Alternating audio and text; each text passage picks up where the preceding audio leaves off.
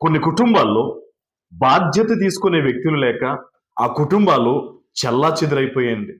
కుటుంబాన్ని నడిపించుకోవలసిన భర్తే త్రాగుబోతుగా, తిరుగుబోతుగా ఉంటే ఆ భారం అంతా ఆ కుటుంబ భార్య మీద పడుతూ ఉంది. తల్లిదండ్రులు బాధ్యతగా లేక, బిడ్డలు బాధ్యతగా లేక ఎన్నో కుటుంబాలు నాశనం అయిపోయిన దినాల్లో ఈరోజు మనం ఉన్నాం. బహుశా ఈరోజు ఈ మాటలు వింటున్న నీ కుటుంబం కూడా చిన్నాభిన్నం అయిపోయి ఉందా? నిన్ను ఆదరించేవారు ఎవరూ లేని పరిస్థితుల్లో ఉన్నావా?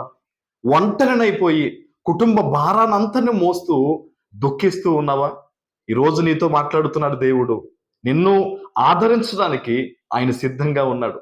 నీ భారమంతటిని తీసుకోవడానికి, నీ బాధ్యతలు ఆయన నెరవేర్చడానికి, నీ కష్టాల్లో పాలు పంపులు పొందడానికి యేసయ్య సిద్ధంగా ఉన్నాడు. నువ్వేం చెయ్యాలో తెలుసా? తండ్రి, నా భారమును నీ మీద మోపుతున్నానయ్యా అని ఆయన మీద నువ్వు ఆనుకుంటే చాలు, నీ పక్షాన దేవుడు నిలబడతాడు. ఈరోజు ఎటువంటి దుఃఖము నీ మనసులో దాచుకుని పెట్టుకుని ఉన్నావు? నాకెవ్వరూ లేరు నువ్వు అనుకుంటున్నావు, కానీ నీకు యేసయ్య తోడుగా ఉన్నారు.